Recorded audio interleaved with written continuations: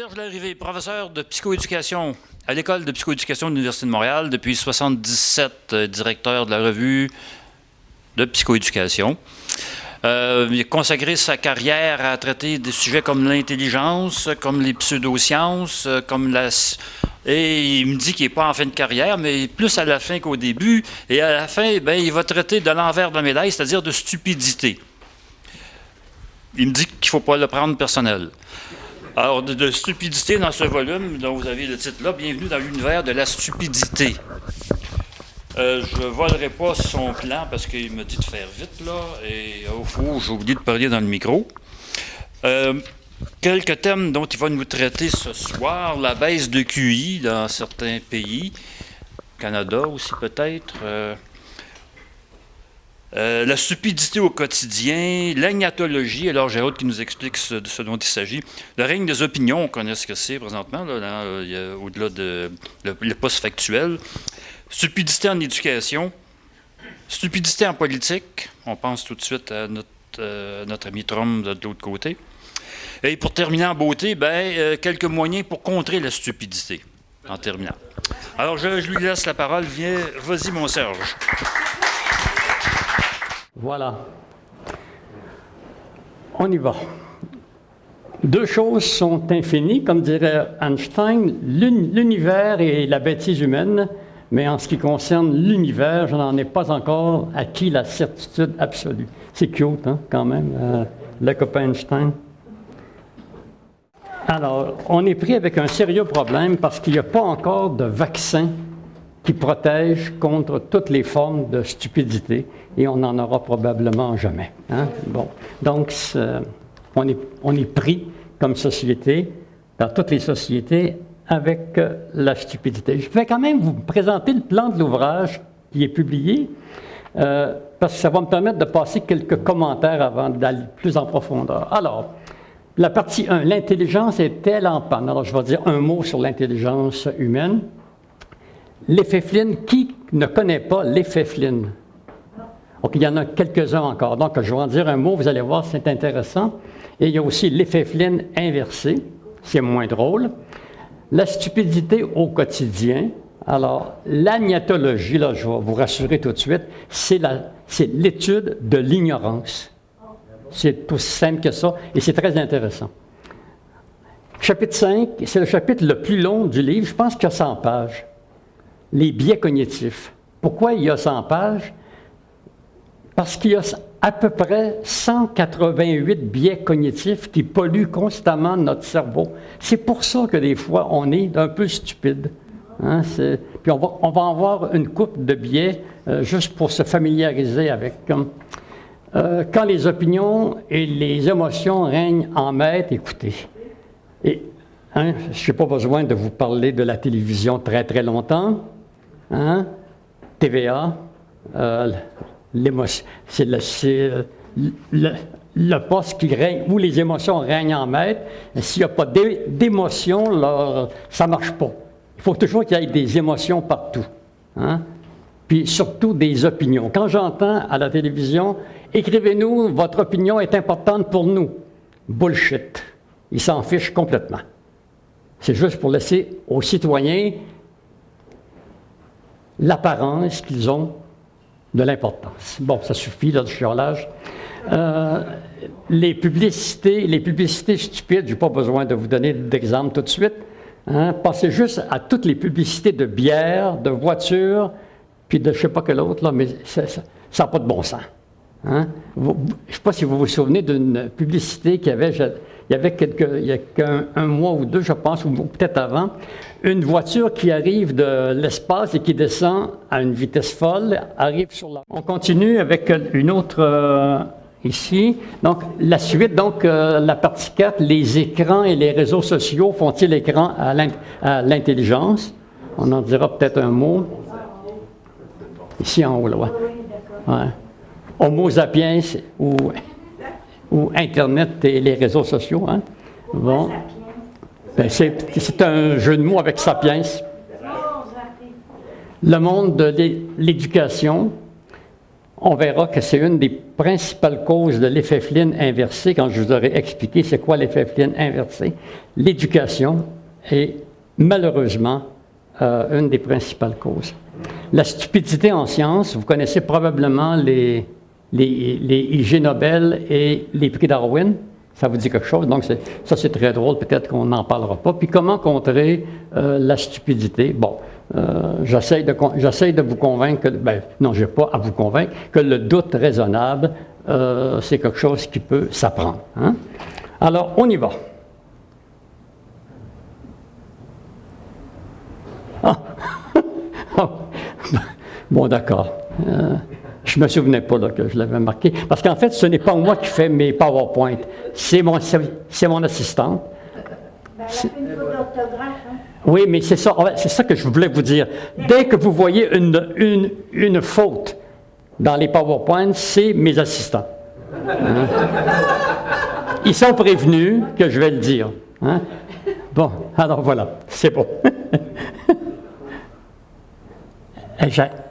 C'est bon ça? OK. Bon, la définition de l'intelligence. Il existe pour l'intelligence une quarantaine de mythes, dont un des mythes, c'est on ne peut pas mesurer l'intelligence. C'est faux, on peut. Alors, d'où vient cette définition-là que vous voyez ici? C'est peut-être qu'il y en a parmi vous qui se souviennent de la publication aux États-Unis de Bell Curve par Einstein et Murray qui avait fait un scandale. Pourquoi?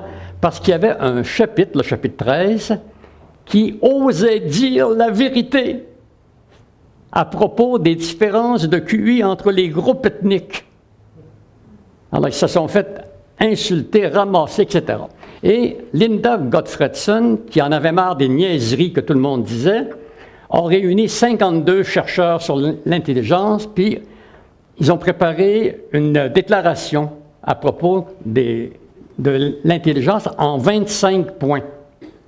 Ces 25 points-là, ça a été publié dans le Wall Street Journal et après dans la revue Intelligence. Et ils sont encore tous vrais, sauf celui qui a rapport au biais culturel entre les groupes ethniques. Et regardez bien la stupidité entre guillemets. Du temps d'Einstein et Murray, l'écart entre les Blancs et les Noirs aux États-Unis était de 15 points. C'est énorme. Tantôt, je vais vous montrer des résultats. Là, bon. Et maintenant, bonne nouvelle, l'écart est réduit à 8 points. Et on ne peut pas publier ce résultat-là. Il est sous embargo. Alors c'est une bonne nouvelle, mais on ne peut pas la publier. C'est triste, hein? Oui, la surprotection. Bon, ça, c'est autre chose. Donc, voyez-vous, donc, je n'ai pas besoin de la lire. Vous l'avez lu? Oui. Merci, c'est gentil. Et le deuxième point, aussi très important, ainsi défini, donc, il me semble que ça ne se finit pas, ça. Mais voyons donc. Oui, c'est bon, OK. Tout est là. Alors, la deuxième chose qu'il faut bien savoir, c'est que les tests de QI, tels qu'on les connaît, les tests de quotient intellectuel, ce sont les tests les plus valides au monde. C'est ceux qui ont les meilleures propriétés psychométriques en termes de validité et de fidélité. Et ça pose un sérieux problème pour certains humanoïdes bipèdes parce que il faut expliquer maintenant les différences entre les individus. Pourquoi il y en a qui sont brillants et d'autres pas. C'est comme si on s'attendait à ce que tout le monde soit pareil. Tu sais, là? Bon, j'arrête. Ce n'est pas le but de la conférence. Voilà. Ça va, ça là? On y va. Difficile de définir la stupidité et pourtant, elle existe. Bon, ça, j'aime bien, hein, parce que, voyez-vous, au fil des siècles, les humains ont été particulièrement créatifs pour produire des comportements dont les caractéristiques s'éloignent des comportements dits intelligents ou raisonnables. Alors, regardez la quantité de mots pour parler de stupidité. Et je n'ai même pas cherché dans le dictionnaire. Là, non. Alors, bon. Donc, c'est un phénomène connu qui est dit de toutes sortes de façons. Et voilà. Je trouve ça cool. QS, là, à la fin, quotient de stupidité, il n'y en a pas, mais ça ne veut pas dire Québec solidaire. Là. Au cas où il y aurait quelqu'un de Québec solidaire dans la salle. Alors, c'est... Bon. Donc, voilà. C'est cute, ça aussi. Hein? J'arrive jamais à voir le piton. OK, l'effet Flynn. Bon, je vais le lire avec vous, pour être sûr que tout le monde a bien compris. L'effet Flynn, du nom de son découvreur, James R. Flynn, qui vit d'ailleurs en Nouvelle-Zélande, est un des phénomènes les plus surprenants de la recherche en psychologie de l'intelligence. En 1984, le copain Flynn a montré que le quotient intellectuel augmente d'environ 3 points par décennie. Donc, ça monte, OK? Et donc par décennie aux principaux tests d'intelligence. Sur une période de 46 ans dans cette recherche-là, le QI aurait ainsi gagné presque 14 points aux États-Unis. Bon, quand on regarde ceux qui votent pour Trump, ça ne paraît pas, là, mais bon, ça, c'est autre chose. Ça, c'est autre chose. Donc, c'est un effet. Et là, toute la communauté scientifique s'est garochée pour vérifier ça. Et ça a été vérifié. Je ne sais pas si j'en parle dans l'autre diapositive après. Non, j'en ai pas parlé. Non, j'en ai pas parlé. Bon, c'est dans...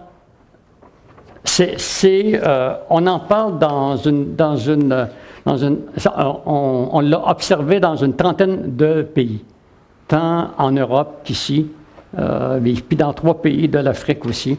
Donc, c'est un phénomène connu que l'intelligence, pendant tout le 20e siècle, a monté. Et à la fin du 20e siècle, dans les années 90, ça s'est comme stabilisé, puis là, ça s'est mis à monter, descendre. Et bon, comme ça s'était stabilisé, j'en avais conclu qu'on avait atteint notre capacité maximale.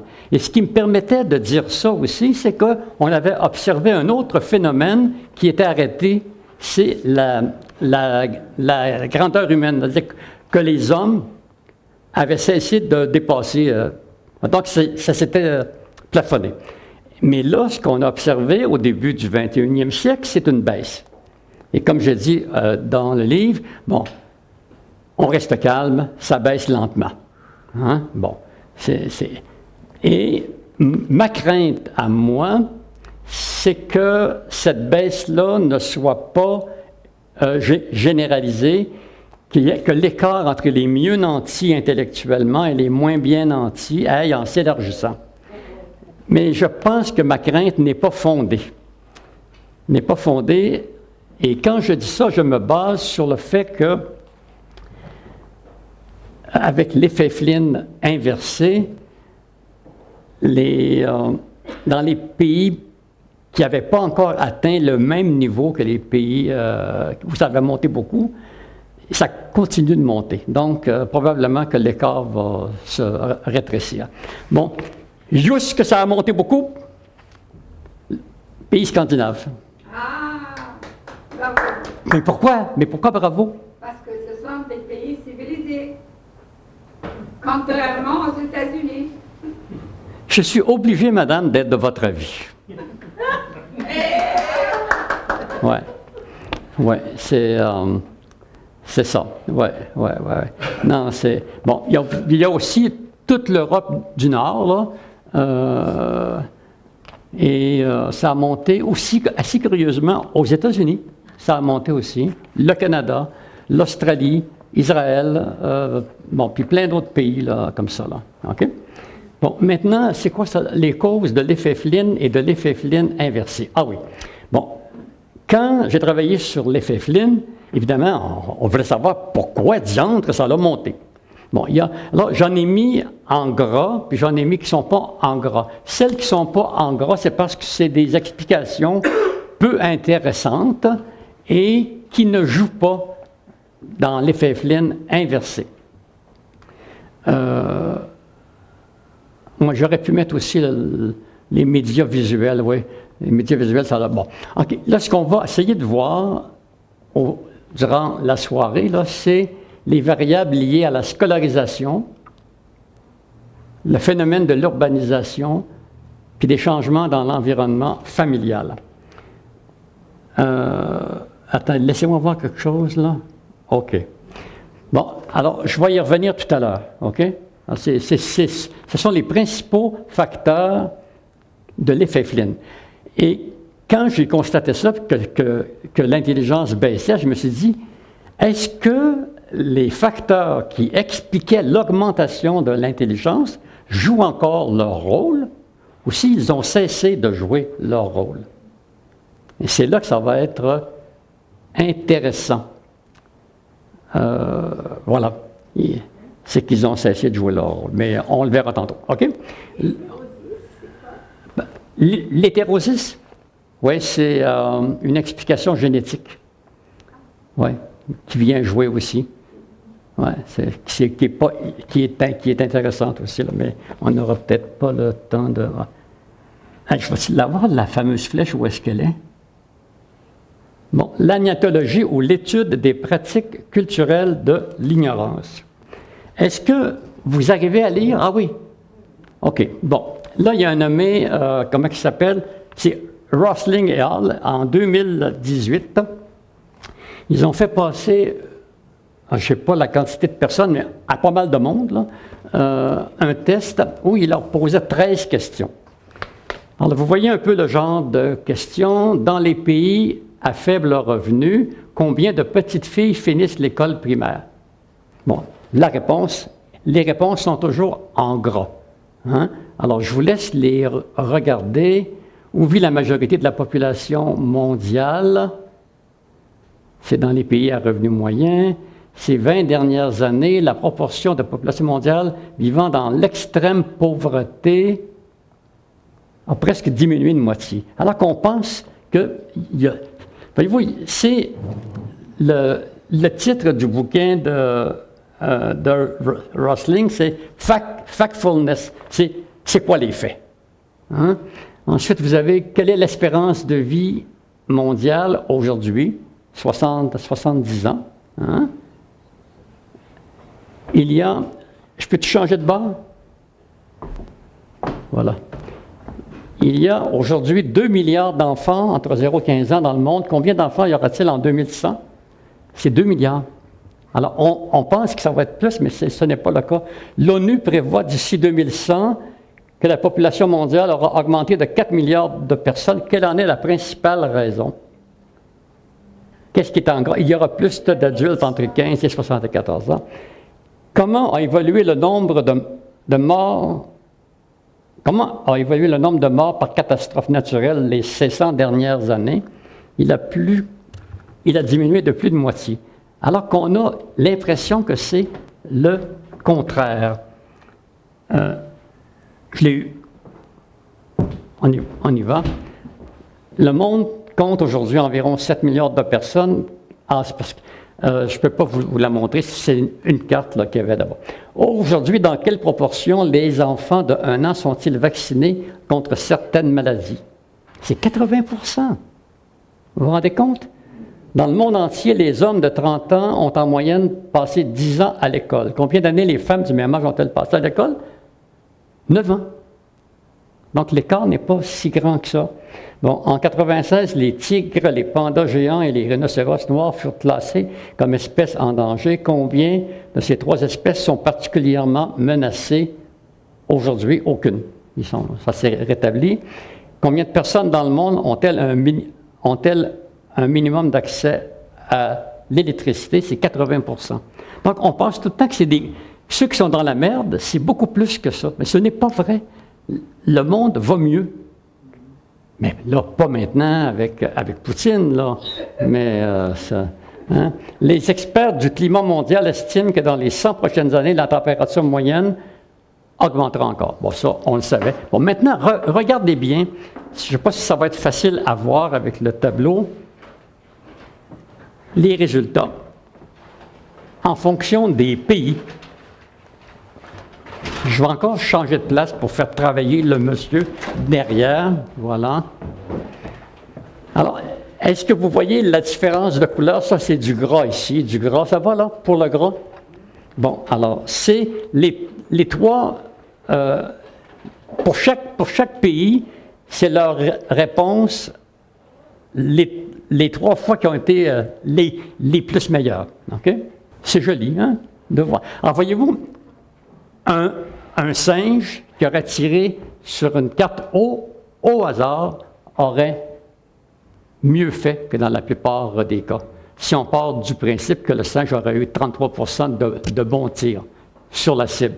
Parce que, voyez-vous, 9 8 5 voyez-vous, il y a beaucoup de résultats qui sont en bas du tiers.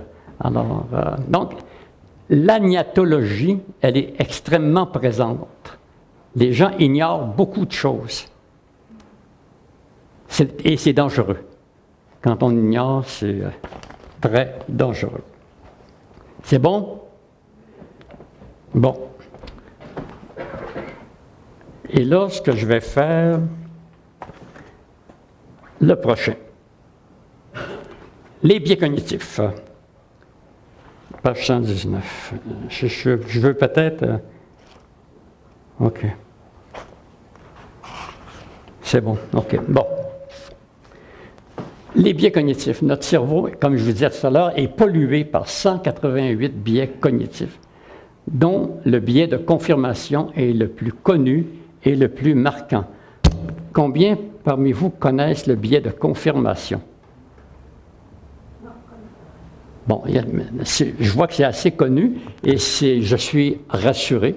Hein? C'est un biais tellement naturel. Bon, le biais de confirmation, si je caricature, là, c'est on est porté à toujours chercher de l'information qui conforte notre point de vue. Aussi simple que ça. Bon. Et évidemment, et on le voit avec les réseaux sociaux, les gens se tiennent avec du monde qui pense comme eux. Hein? Bon, puis une des façons de ne pas tomber dans le biais de confirmation, c'est... ah oui, ici... voilà, donc ouais, Trump, je fais une petite allusion à Trump, j'en reparlerai tantôt. Donc, c'est, par exemple, sur ton Facebook, c'est d'avoir des amis qui ne pensent pas comme toi. Donc, qui sont là comme un filtre pour t'empêcher de toujours avoir raison.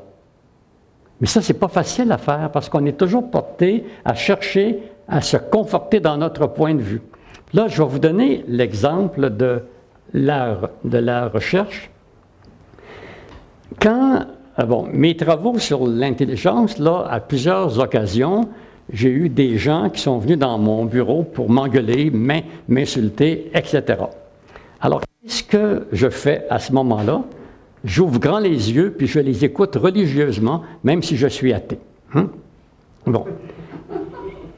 Et quand ils veulent partir, je dis non, restez. Au cas où vous auriez raison, je vous promets, je vais changer d'avis. Puis là, quand ils veulent partir, puis qu'ils sortent de mon bureau, je leur cours après, ne revenez. Là, mais il est fou, quoi. Parce que ce n'est pas un comportement normal de la vie quotidienne. Bon, la question maintenant est, avez-vous changé d'avis à quelques reprises dans votre carrière? La réponse est oui, à 2 reprises. Parce qu'on m'a démontré que je me trompais. Mais est-ce que j'ai cédé facilement? Bien sûr que non. Je me suis battu jusqu'au bout, puis quand j'ai vu que je me trompais, j'ai changé d'avis. Bon. Dans d'autres cas, quand les gens m'insultent, mais vous n'avez pas l'air fâché. Puis je dis, mais pas du tout. Au contraire, je vous remercie. Pourquoi? Bien, vous venez d'augmenter ma liberté. Là, vous venez de m'insulter. Alors, si l'occasion se présente, je pourrais faire la même chose avec vous, mais seulement si elle se présente. Alors, évidemment, ils ne comprennent pas parce que ce n'est pas un comportement normal. Hein? Quand quelqu'un t'insulte, tu dois être fâché. Mais c'est une perte de temps. Hein? Donc, le biais de confirmation est un biais très... Alors, je vais la dire si ça vous intéresse, là. J'ai publié sur le biais de confirmation au quotidien, en recherche et en clinique. Et c'est en clinique qui est le plus dramatique. On sait que quand un psychiatre fait un diagnostic, la plupart du temps, il s'organise pour trouver des comportements qui fitent avec son diagnostic, même s'il y a des comportements qui ne fitent pas avec son diagnostic, il les met de côté. Alors, c'est assez... Pour ça, il y a eu de très bonnes recherches de fait là-dessus. C'est assez dramatique de voir ça. On a le même phénomène avec la recherche. Bon, je ne suis pas fermé à la recherche qualitative. Ma thèse de doctorat était en partie qualitative, donc, mais c'est très facile d'aller chercher des données qui confortent notre point de vue sur ce qu'on pense que la recherche doit donner. Hein, c'est très compliqué. Oui, OK. Donc, je vous donne un autre exemple d'un petit biais qui est intéressant. Je ne sais pas si certains itinérants sont au courant de ce biais-là, parce que certains utilisent la technique du biais d'ancrage. Tu les croises, quelle heure avez-vous? Alors, gentiment, tu leur dis l'heure. Est-ce que vous pourriez me donner quelques sous? Donc, autrement dit, tu leur as dit oui une fois, alors tu es dans un état pour leur dire oui une deuxième fois. C'est cute, hein? Cette façon de faire. En fait, bon, alors écoutez, si ça, les biais là, cognitifs, il y en a tout plein, et c'est pas parce... En fait, les biais cognitifs contribuent à ce qu'on ait des comportements stupides. Hein? C'est pas parce qu'on veut être stupide, c'est que ça nous aide à être stupide un peu. Hein? C'est tout. Bon, biais cognitif, ça. Si je pèse sur le piton, qu'est-ce que ça donne? Hein? Se prémunir contre les biais cognitifs, pas facile, là. Ah oui, ah ben. Ah! J'ai rien mis là, mais j'ai quelque chose. Je me suis mis une note. Attends un peu, voir. Laissez-moi voir quelque chose avant. Oups. Pourquoi que ça ne bouge pas? Voilà. Qui connaît le problème des 9 points? Personne? Ah là là là, attendez voir une seconde. Bon, alors, le problème ici qu'on demande au sujet, c'est tracer 4 lignes qui rejoignent les 9 points sans jamais lever le crayon. Sans jamais lever le crayon. Bon, je ne vous demande pas de le faire, vous n'y arriverez pas. Il faut aller à l'extérieur du cadre. Voilà, c'est ça. Il faut sortir du cadre. Alors, voyons voir qu'est-ce que ça donne. Oups. Attendez voir une seconde. Et voilà. Voilà. Donc, il faut sortir du cadre. Et si vous ne sortez pas du cadre, vous allez vous enfermer dans... Bon. Et il y a une école... vous connaissez l'école de Palo Alto sur le paradoxe? Ben, c'est ça qu'ils font. Ils sortent du cadre, tout simplement avec leurs patients. Si tu restes dans le cadre, tu ne peux pas résoudre le problème, tu es toujours en train de tourner en rond. Et il y a des interventions comme ça qui sont intéressantes, mais qui peuvent poser problème au plan éthique. Hein? Bon, je vais vous en compter un qui ne pose aucun problème éthique. Une mère de famille est avec sa poussette sur la rue Bernard, et elle a sa grande fille de 4-5 ans qui est derrière, puis qui taponne. Puis là, elle dit, allez, Julie, viens. Et la petite fille, à un moment donné, la petite fille se met à marcher comme ça. Là, je dis à ma femme, attends. Puis dès que la petite fille me regarde, je fais, maman! La folie fait peur.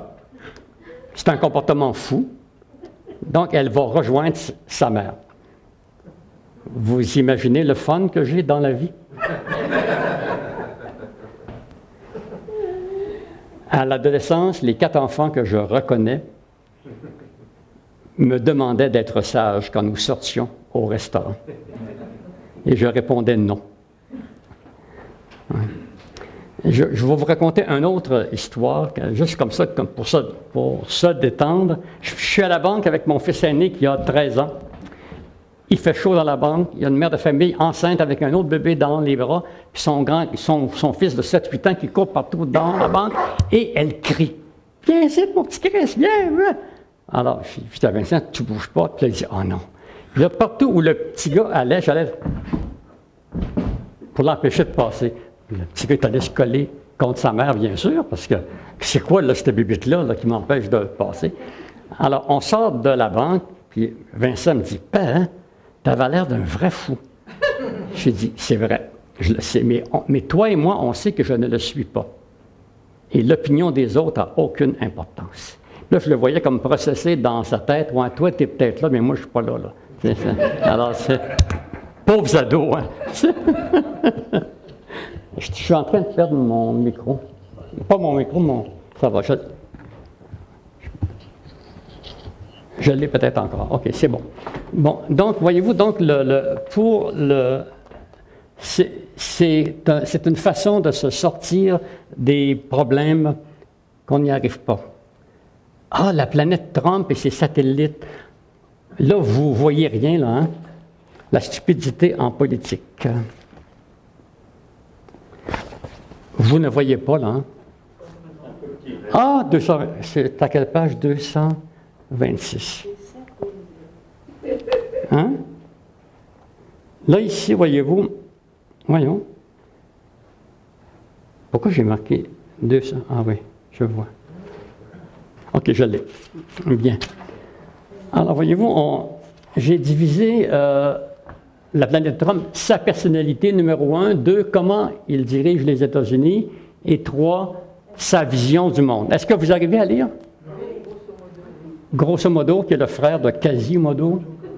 Oui, bon. Alors, voyez-vous, et là, les satellites, là, ils sont... Je vous en lis quelques-uns avec sa personnalité. Le A, c'est un intimidateur, un narcissique pathologique, un égo surdimensionné, se croit et se déclare génial. Il tweete sans arrêt pour se féliciter. Vocabulaire restreint et exclamatif à la manière du marketing. À l'instar des enfants de 5 ans, il veut paraître toujours plus grand et plus fort, d'où sa propension à ridiculiser ses adversaires avec des surnoms disgracieux, a besoin d'attirer l'attention sur lui et d'être aimé, impulsif, imprévisible, dysfonctionnel, absence de remords, total manque d'empathie, bullshitter. Je vous lis pas le reste, hein, parce que c'est... Bon, et ce que j'ai fait aussi, je me suis amusé à dresser la liste d'une définition de la santé mentale. OK? Alors, j'en ai pour une page et demie de critères. Et quand on examine ça, Trump n'en a aucun. Aucun critère. J'en prends un au hasard. Apprécie et réagit à l'humour. Est capable de se réaliser en guidant, supervisant ou en encourageant les autres. Alors, les gens qui ne pensent pas comme lui, il les élimine. Alors, et moi, je n'ai jamais compris pourquoi il n'y a pas quelqu'un dans son entourage qui lui a dit « Arrête tes conneries ». Donc, c'est vraiment... Alors, ici, on a affaire à des comportements stupides qui sont dangereux. Que le concierge du coin ait des comportements stupides, ça ne change pas grand-chose. Mais qu'un président des États-Unis ou qu'un président d'une grosse compagnie ait des comportements stupides, là, ça pose un sérieux problème. Donc, le chapitre sur la partie sur la stupidité en politique, on s'amuse beaucoup. Il y a beaucoup de... Oh, en parlant de ça, j'ai retrouvé... Vous savez qu'en 2018, Patrick Lemoine, un psychiatre français, mais ça, c'est pas de sa faute, là, c'est un psychiatre français en plus, qui a publié un livre dans laquelle il suggère de faire passer un test psychiatrique à tout prétendant au plus haut poste de l'État. Et c'est pas si con que ça comme idée, parce que c'est... Hein, bon, là, évidemment, si on fait passer ça, ça veut dire qu'on accepte que les verdicts des psychiatres sont valides empiriquement. Mais ça, c'est un autre problème. Hein, mais bon. Pardon?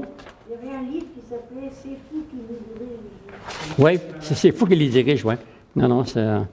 alors, c'est... on continue.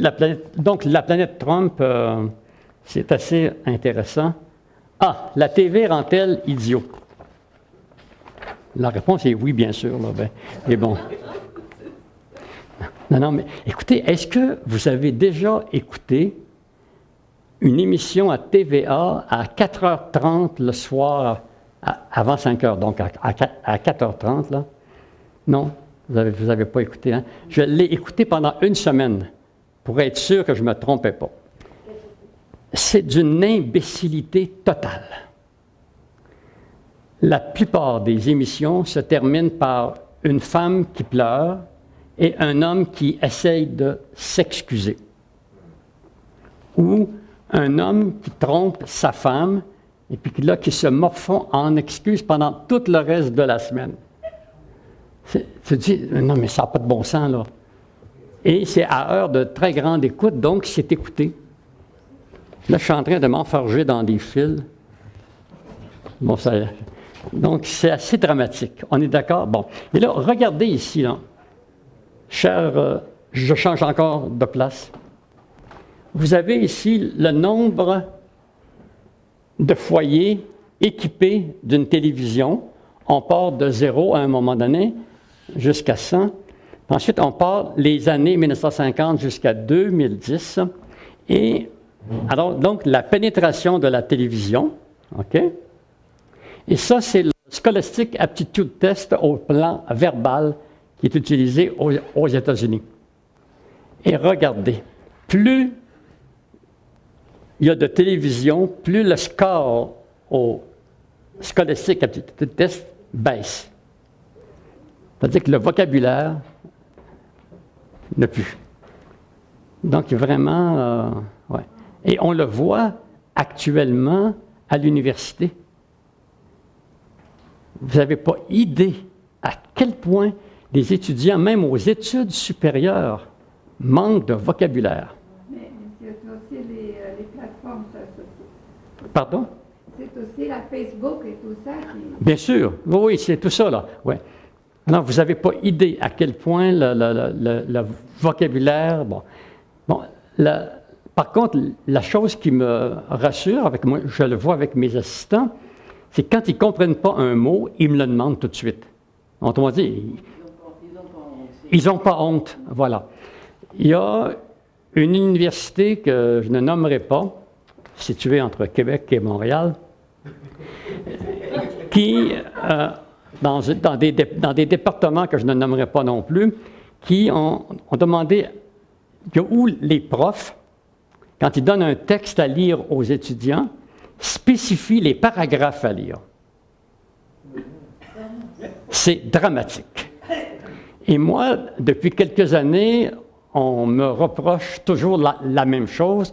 Vous nous donnez trop de textes à lire, puis les textes sont trop longs. Et à chaque fois, je les remercie du compliment. Évidemment, ils ne comprennent pas, là.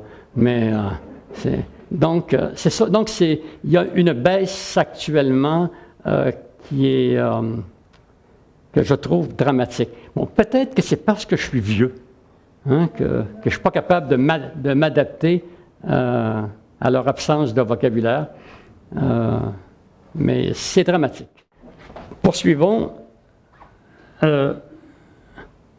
Bon, la stupidité en éducation. Le décrochage scolaire. OK? Quotient intellectuel des élèves de secondaire 1, pour le pourcentage et le nombre, là, au Québec, en fonction de l'âge. Un petit échantillon de 28 444 sujets. Concédez-moi que je suis loin de l'étude de cas. Hein? Bon, OK? Et quand qu'on est en secondaire 1, on a habituellement 12 ans ou 13 ans. Mais il y a encore du monde qui ont 14 puis 15 ans. En première de secondaire, oui. Et quand on prend une mesure du QI, qui a été pris avec les matrices de Raven transformées en QI, voyez-vous, à 12 ans, tu as 7 des élèves qui sont à la limite de la déficience. S'il y avait en bas de 70, ils seraient considérés comme déficients. Donc, un DQI faible. Mais c'est presque 50 à 15 ans. Donc, ces jeunes-là, ayant envie de décrocher, c'est presque un comportement intelligent. Quand tu n'es pas bien à quelque part, tu sacs ton camp. Donc, quand tu n'as pas d'habilité cognitive, bien, c'est évident que tu t'en vas. Et je dis souvent aux étudiants, le meilleur critère de réussite scolaire au primaire et au secondaire, c'est le quotient intellectuel. Ça ne veut pas dire que les autres variables n'ont pas d'importance. Puis je leur rajoute tout le temps, la preuve, j'ai coulé 2 années avant d'arriver à l'université. Bon, eh oui, les probabilités que j'aille à l'université étaient très faibles, que je devienne prof encore plus faibles, mais non nulles, parce qu'on est en sciences humaines, on est dans le mou, hein? Donc, voilà. Mais regardez, même à 15 ans, à 116 et plus, il y en a quand même encore presque 2 qui sont là, à 15 ans. Et donc, il y en a qui, malgré, même s'ils ont 15 ans, qui ont encore des... S'ils sont en secondaire 1, c'est pour des raisons autres qu'une faiblesse intellectuelle. Ça va? Hein, bon. Maintenant, regardez bien, maintenant, ça c'est au Québec, hein, c'est Québec. La même affaire, c'est en France. Alors, corrélation entre résultats scolaires et QI chez plus de 16 000 sujets en France. Ah oui. Puis les notes en France varient toujours de 0 à 20. Hein? Puis là, ici, on a les scores de QI jusqu'à 140. Donc, encore une fois, la courbe, elle est comme ça. Mais évidemment, il y a encore du monde qui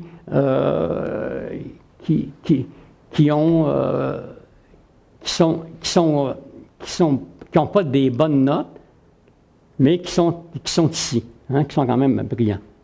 Voyez-vous, donc, c'est ça. Donc, bon, ça, c'est sur le décrochage scolaire. L'autre élément maintenant qui contribue à la stupidité en éducation, c'est l'absence de redoublement et le nivellement par le bas. Pauvre petit pit, s'il coule, son estime de soi. Les gens oublient que les gens qui ont la meilleure estime d'eux, ce sont les psychopathes dangereux. Donc, hein, on va rester calme avec, des concepts bidons. Donc, c'est ça. Hein, et pour que tout le monde passe, bien, on nivelle par le bas. C'est dramatique. Je trouve ça triste. Et évidemment, surprotégeons les enfants. Et là, je le répète souvent, comment voulez-vous apprendre à vous relever si vous n'êtes jamais tombé? Bon. Et dans le monde familial, je vais le dire tantôt. Là. Bon, OK. Des contenus, des modalités au goût du jour. Ah, écoutez. Là, je vais prendre juste quelques instants pour vous en parler. Quand je regarde, là, 300.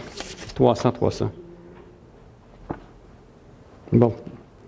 Il y a eu des programmes, j'ai analysé les programmes qui ont eu lieu pendant plusieurs années. Si c'est pour moi, je ne suis pas là. Bon, vous avez des programmes comme, par exemple, Parole de Piloé. Voilà. Hein? Ah, attendez. Vous allez comprendre. Au début des années 1980, les petits Québécois de 5e année primaire ont eu accès à Parole de Piloé, OK? Dans le cadre des cours de français. 2 chapitres initiaient les élèves à la voyance, à la psyesthésie, à la psychénésie, ainsi qu'aux pouvoirs paranormaux des animaux et des plantes, enseignés au début des années 80. Poursuivons. Pastilles et giboulées. À la fin des années 80, les manuels de français étaient en bonne position pour s'aborder le raisonnement des enfants. Le tiers du manuel, d'une centaine de pages, est consacré à l'astrologie, à la numérologie et à la chiromancie. Donc, on enseignait l'astrologie aux élèves de 5e année, à la fin de... OK? Là, je vous fais grâce des extraits là, qui sont tirés. Ensuite, vous avez Guru Inc., le marché des enfants. Le troisième exemple est basé sur 2 articles c'est on demande aux enfants, attendez voir, dans le cadre d'ateliers parascolaires, une enseignante et une orthopédagogue organisaient des séances pour aider les élèves à réorganiser leur énergie en utilisant une approche basée sur les chakras.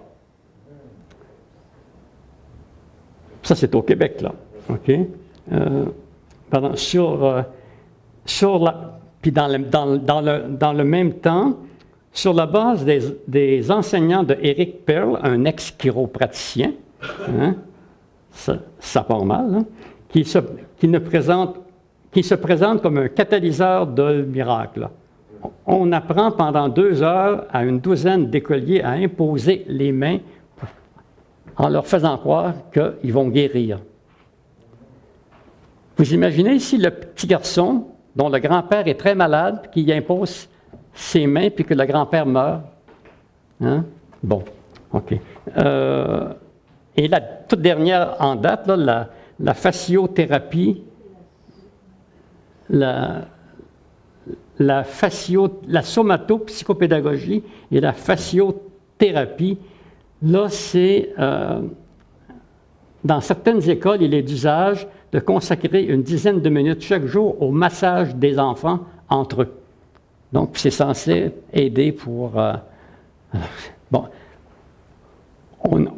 c'est comme si enseigner, c'était pas une bonne idée. Alors, on fait faire plein d'activités du genre. Hein? C'est beau? À quelle heure dois-je arrêter? Alors que vous voulez. Non, ça, c'est une mauvaise réponse, ça. Les écrans numériques. Les écrans numériques et les tablettes à l'école. Ici, mon argument va être d'une simplicité affolante. Hein? En un mot, non. Non. Bon. Les concepteurs des tablettes à l'école n'envoient pas leurs enfants dans des écoles où il y a des tablettes. Ils leur interdisent les tablettes parce qu'ils savent que ça nuit. Je ne comprends pas que les écoles n'allument pas quand on sait ça. Que les concepteurs des tablettes qui font des fortunes à vendre des tablettes à l'école n'envoient pas leurs enfants où il y a des tablettes. Bon, on est rendu maintenant dans le parcours scolaire à l'université.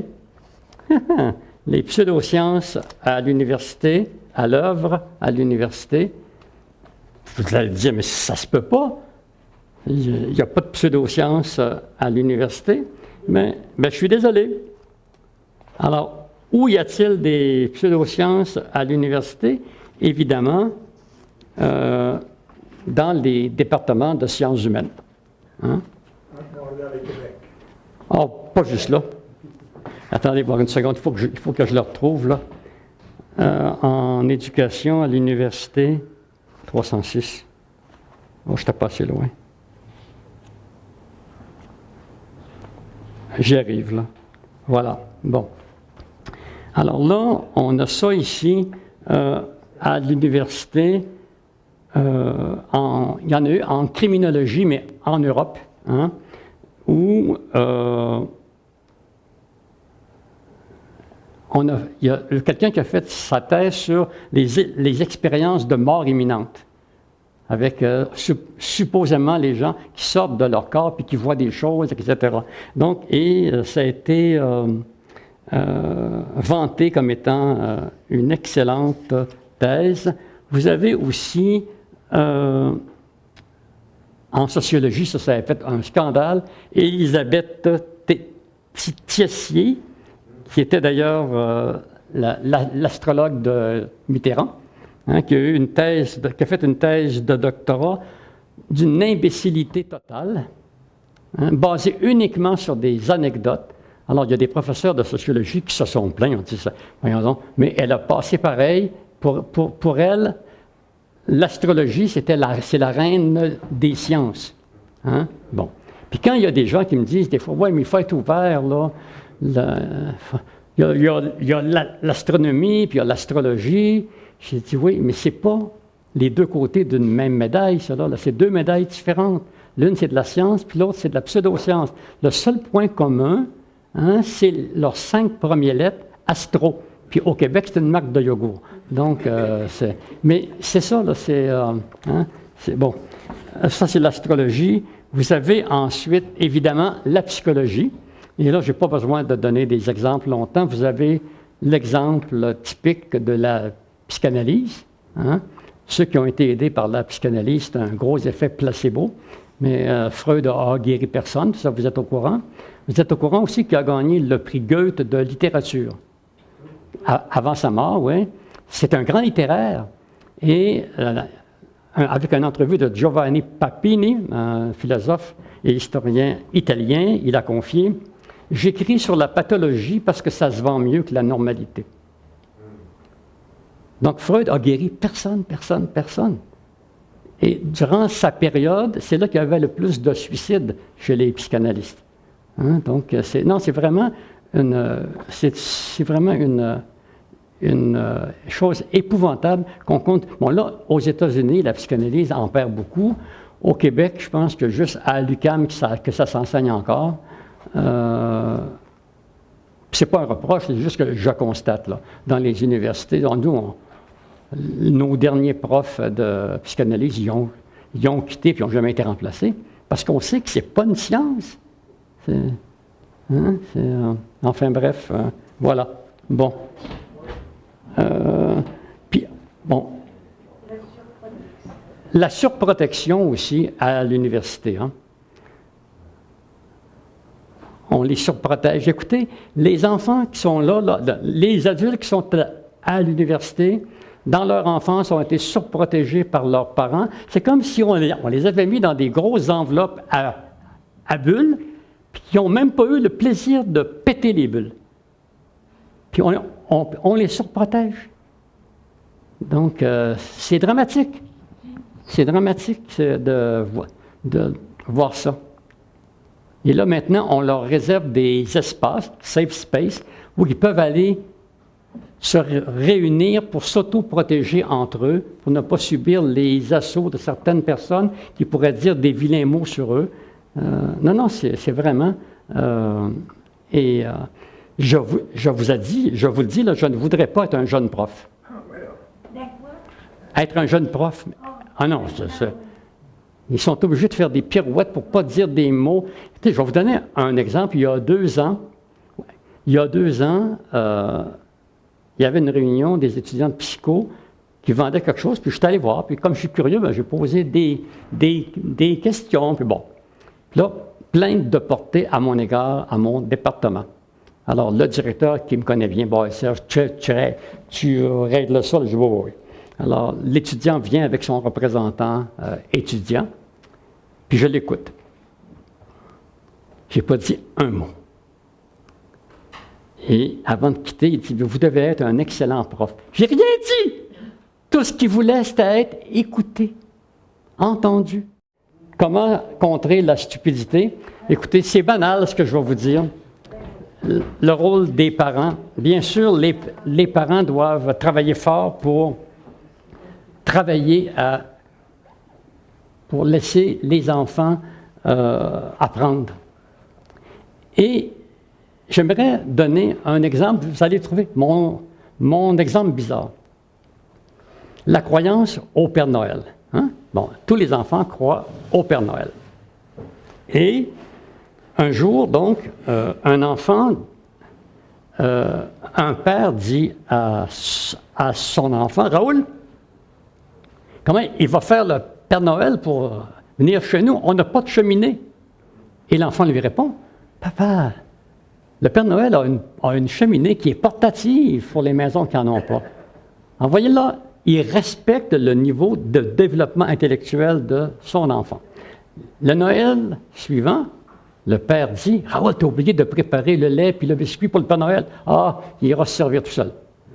Donc, on voit que la croyance baisse. Donc, c'est essayer de permettre aux enfants d'exprimer clairement les choses, de ne pas nécessairement les contrer, puis de jouer avec les événements de la vie pour apprendre.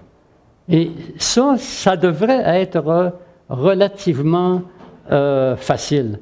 Hein? Ça devrait être relativement facile, mais ce n'est pas toujours évident. Je peux vous conter un autre exemple qui est arrivé chez moi. Un jour, mes deux garçons sont dans le bain et j'arrive dans le bain. Je dis, l'eau va monter. Puis là, hey, ça va renverser. Bon, on s'en fout. Si ça renverse, c'est l'occasion de laver le plancher. Bon. Et là, je dis comme ça, comment ça se fait que l'eau monte? Celui de 4 ans, ma question, c'est hors de portée, il s'en fiche. Le plus vieux, qui a 9 ans, il dit, ben c'est parce que t'es plus lourd que nous. C'est un prof d'université qui ne sait pas ça. Je ne réponds pas à ça. Quelques mois plus tard, il est à mon bureau, puis là, j'ai deux bouteilles avec une ligne noire dessus. Ces 2 bocals, je dis, Vincent, irais-tu mettre de l'eau jusque-là? Puis là, je dis, regarde, là, j'ai des cylindres ici, là. Pèse-les. Il y en a un qui est très lourd, puis un qui n'est pas lourd du tout. Je dis, là, on va les mettre dans les bocals. Tu vas les mettre dans les bocals, puis l'eau, elle va monter jusqu'où? Bien, c'est évident que ça va monter dans celui qui est plus lourd. Alors, je dis, mais fais-le. Puis là, il me dit, bien, tu vois, alors voyez-vous, là, il ne regarde pas le réel dans un premier temps, il veut confirmer son point de vue, et là, je dis, ben non, je ne vois pas. Puis là, il regarde. Hey, comment ça se fait que ça monte égal? C'est quoi le truc? Je ne réponds pas. Alors là, tu m'as joué un tour, là. Ça reste comme ça. Quelques mois plus tard, encore dans le bain, entre-temps, je m'étais lavé aussi, là. Je dis, alors comment ça se fait que l'eau monte, Vincent? Il dit, je sais que ce n'est pas à cause du poids. C'est parce que tu es à la fois plus grand, plus large, plus épais que nous. Donc, il essayait de définir la notion de volume, qu'il n'a pas appris encore à l'école. C'est là que je lui dis. Ça s'appelle la notion de volume. Tu vas l'apprendre à l'école. Donc, voyez-vous, on n'a pas à bousculer les enfants sur leur apprentissage du réel. On a simplement qu'à les suivre. Bon, évidemment, vous allez me dire, parce que tu as une déformation professionnelle, concédé. Bon. L'autre élément, le rôle de l'école. J'ai-tu besoin de parler du rôle de l'école? Non. C'est évident que l'école doit jouer un rôle là-dessus. Hein? Instruction. Ah oui. Et le rôle des journalistes et tout. Là, je suis bien tanné avec les journalistes qui veulent toujours avoir les 2 points de vue, là. L'exemple typique que je vous donnais tout à l'heure, là, l'astrologie puis l'astronomie, les 2 côtés d'une même médaille dont il faut parler dans le même texte. Non! Bon, au Québec, on a des bonnes émissions de sciences. Hein, à la télévision, entre autres, là, le dimanche soir, il y en a une très bonne. Donc, je pense que les journalistes ont un rôle à jouer. Dans Le Devoir aussi, il y a Pauline Gravel. C'est ça, Le Devoir, Pauline Gravel? Oui. Elle est très bonne. Mais encore faut-il que les gens lisent. C'est ça le problème. Hein? Oui. Bon, je vous laisse poser des questions, seulement si vous en avez.